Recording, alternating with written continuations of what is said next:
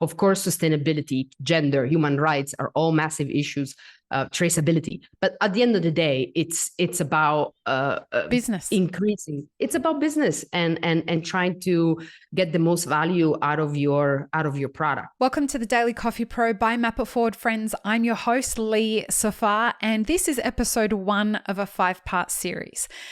And we are joined today for the very first time by Sara Morrocchi. Did I say it right? Yes. Yes. Well done. Thank you. Sara, welcome to the podcast for the first time. Sara, you are from Vuna Consulting, correct? Mm-hmm. Vuna Origin Consulting. Yes. Origin Consulting. Thank you for being here. This is a pleasure to have you here. We put out a call on LinkedIn and said, who should we have on the podcast? I think 3 separate people said you have to have Sara on. And I'm like, well, clearly I have to have Sara on. So Sara, we're going to talk in this series about selling more coffee for a better price or for better prices. And we're going to do this from the perspective of the coffee producer. We're not talking about roasted coffee here. We are talking about green coffee here because that's the part of the supply chain that you occupy. Why don't we start this series off by you telling us what you do? So I've been in coffee since 2007, mainly working in producing countries. That's where I started. I started my career in Tanzania. My first coffee project was to build a washing station in the western part of Tanzania. So unlike many folks that get in as baristas or roasters, I started on the other side. And I never really left green coffee. I always felt very comfortable working with cooperatives, producer organizations, local exporters, in optimizing their operations, their quality, and then help them find the right markets for their coffee. So yeah, I'm definitely more comfortable in the green coffee space than anywhere else. Love it. In this series, as we said, we're going to be talking about selling more coffee for a better price. But in this episode, we're going to be talking about the coffee industry from the perspective of professionals at Origin.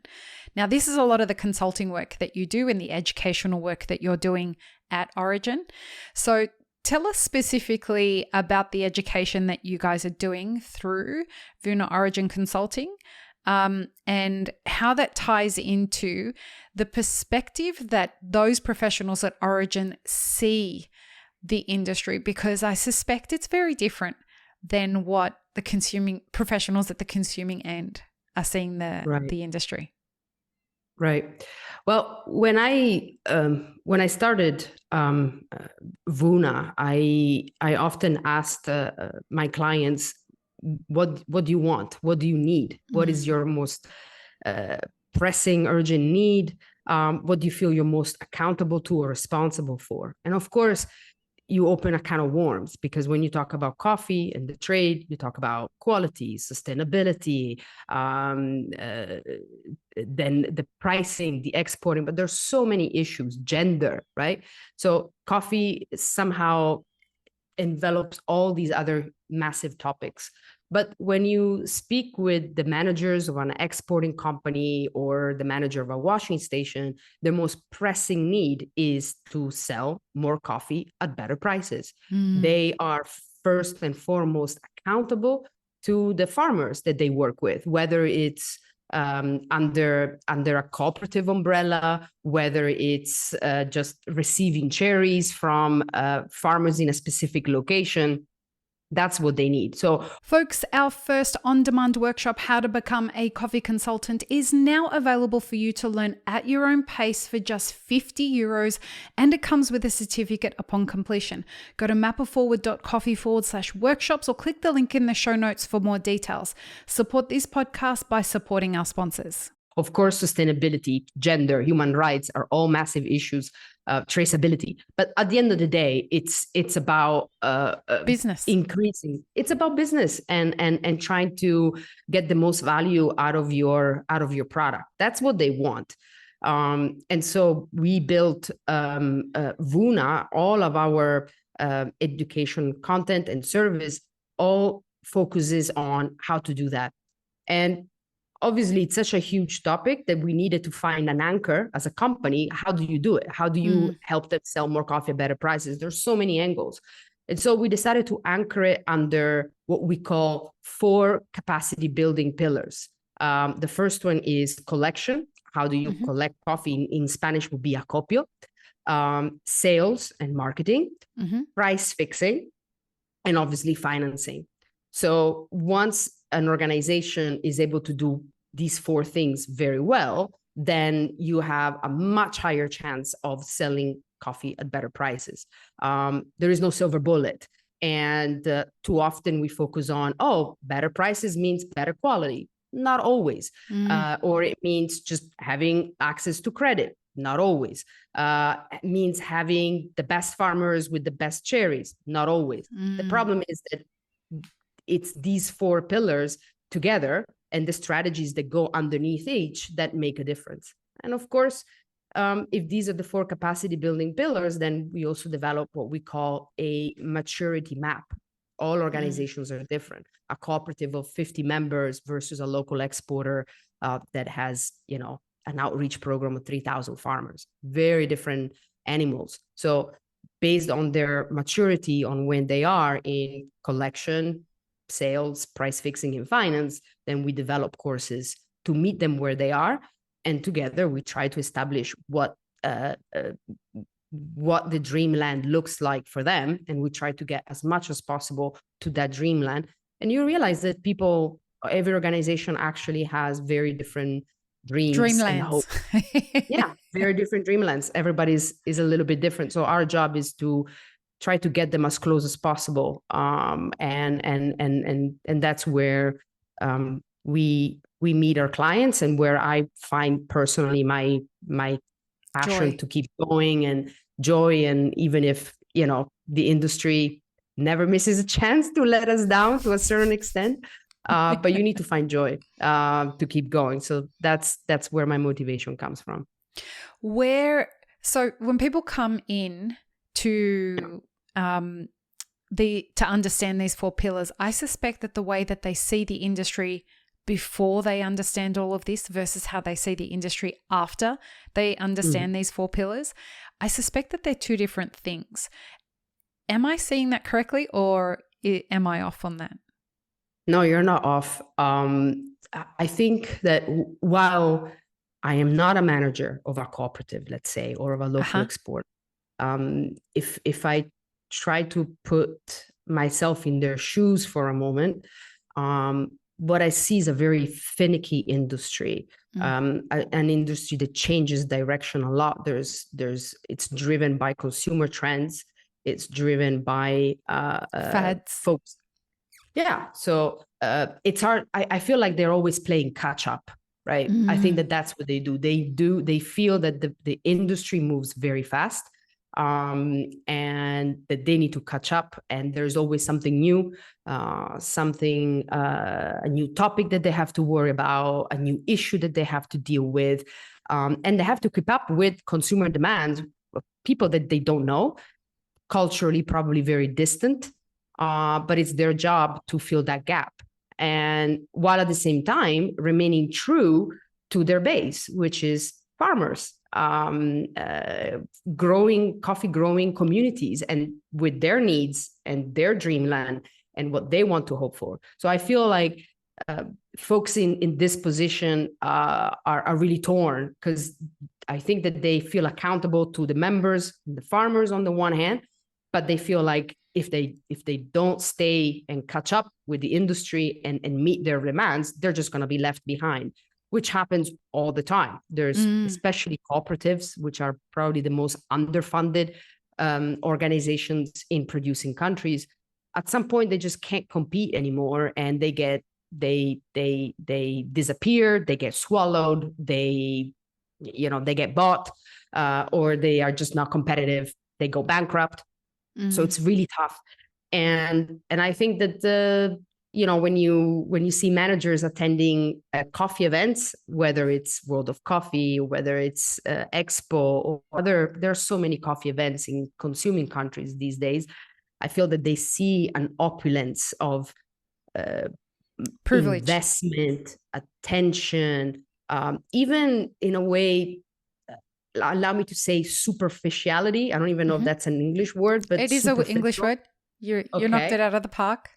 Right. And they feel like, wow, that's just so different from my reality. You know, you attend some of the parties, you see people, you know, having fun, drinking, competing, just generally having a good time. And I have this image stuck in my head with this guy from Thailand who runs an export company that says so much opulence. And we don't have that. There's so much money and so superficial.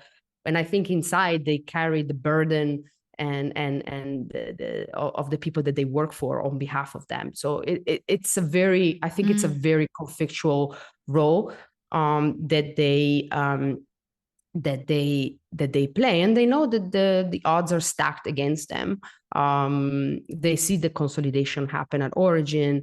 They see how tough it is to compete on price. But they keep going, right? They are some of the most resilient folks in the industry, and they're still there. So I think that's what they see from the industry: finicky, demanding, changes direction a lot, hard to keep up with, little bit of superficiality involved, and the focus never really on them. So they're super proud to be a part of this industry then. Oh, I'm sure they are. Yeah. I think that they're development workers first, and then later. Yeah. And in fairness, the part that really does grind on me about these expos that we go to is that they are superficial. They are a way that people escape their everyday life. The parties that are put on by the equipment manufacturers in our industry mostly, and they are one of three of the big winners in our industry. The banks, the landlords, and the equipment manufacturers are the three stakeholders in the coffee value chain that actually make the most profit. It's not the actual custodians of the coffee that are making the money. And so, of course, they are the ones that are putting on these parties and giving everybody the opportunity to have a great time, because the majority of the people that are going to these parties in their everyday life, these are not the kinds of parties that they're going to. They're not throwing those kinds of parties. And so, of course, we're creating a superficial environment for both ends of the supply chain, because the producers are coming to these events and they're thinking, well, these people live like this every day. And the cafes, the staff and the cafe owners are coming to this and they're saying, well, I never get to drink this kind of wine or this kind of champagne because I'm living off next to nothing. And we're creating a superficial environment where everyone's wondering, well, I'm not making this money. Like I'm clearly not doing anywhere near as well as everybody else is doing, because I know what I'm not making. And these people all look like they're having a very peaceful, fun time. And I wish that there was a way that we could manage expectations so that people understood this is a very, very difficult business to make money in, no matter where you are, unless you are a bank, a landlord, or an equipment manufacturer. But I really appreciate the understanding of what the perspective the producer has of the industry, because I'm not sure that we're hearing enough of that being articulated, and the entitlement. We definitely hear coffee producers on this podcast say, you know, how come on the other end of the supply chain, cafe owners are driving around with Porsches and are driving. I'm like, whoa, whoa, whoa, whoa, whoa. There's not a lot of cafe owners that are driving around with Porsches. For sure. A lot of them can barely pay their own salaries, and they go months without getting a salary. And there's this disconnect of what's going on. We have to find a way, and as this whole series is about selling more coffee for better prices. I know we're talking about green coffee, but that also applies, in my opinion, to roasted coffee and coffee in the cup, because the whole thing is fragmented, and it doesn't make any sense that people are running businesses that are at 3% net profit and calling that successful. That doesn't make any sense at all to me. So it's funny, because one of the feedback that sometimes I get from working with exporters and cooperatives is the scrutiny of their business model is huge from the industry. How often have we seen folks, whether it's from NGOs or importers or other, saying, go to a corporate and say, all right, open your books. Transparency. Let me see transparency. Open your books. Let me see what your inefficiencies are, because half of us, sometimes it's just the bias, right? You assume you're the one with the problem, right? I'm coming here. You have a problem. Maybe you don't even know what it is. So here I am, open your books and I will find your inefficiencies. And then we bring these case studies and see, this is why farmers are not making money. This is why certifications are not working. This is why. So the scrutiny on the financial sustainability of cooperatives and exporter is very high. And it's not all just negative scrutiny. We generally want them to succeed, and we need 100%. To look at books. Right? How often do we say, do farmers really get paid what they need through certification, the audits and everything? And it's fine. But on the other side, it's only now that we're starting to hear that cafes and roasteries and business owners on this side of the chain are are struggling. And there isn't that much money going around. People are not, as you said, driving ports. But that's still the image that we have. Oh, yeah. And have that scrutiny on the other side. I mean, I don't know how many people walk to a roaster and say, hey, let's open your books, shall we? No, let's see. They get offended by that. Right? Yeah, how offensive. But we expect that level of transparency on cooperatives, on exporters. We want to know how much they are paying their farmers. We want to know how much their operational costs, whether they are investing in the right things. We want audits and so forth. But then on the other side, it's like, oh, that's a business question that you can't ask. Why are you intruding in somebody's business? But we do this all the time on the other side. And the problems obviously arise. But then we can also say that actually specialty coffee roasters are not making that much money. Why is that? Right? But we don't want to talk about it. How many roasters survive on investments or need investments in order to stay open, grow? And without it, you're just stuck with a cafe. Once again, you see, from the perspective of somebody at Origin, it's the focus is on me. The scrutiny is on me. I need to catch up. I need to keep up. Everybody else I need to adapt. Everybody else is doing fine in the industry. Somehow we're the only ones who don't get it right. And which is not true. It's not the reality. No, we're bending the reality. We're bending their reality because it serves our purpose to feel like all the problems we're like othering the problems. And we have this, allow me to say, maybe white saviorism going on. Like, let me parachute me in Nicaragua and let me fix all your issues because surely I know better. It makes me feel better about not having to address my own issues then, right? Yeah, exactly. A little bit.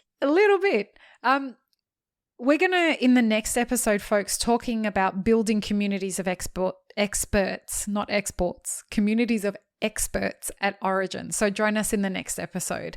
Peace, love, and peanut butter, everyone. Have an amazing rest of your day. Thanks for tuning in, friends. There are 2 ways you can support this podcast. Firstly, become a paid member of our YouTube channel. Secondly, you can join our Patreon for as little as $3 a month. Don't forget to subscribe and like this video before you leave, and check the show notes for more information. Now, this is what you should check out next.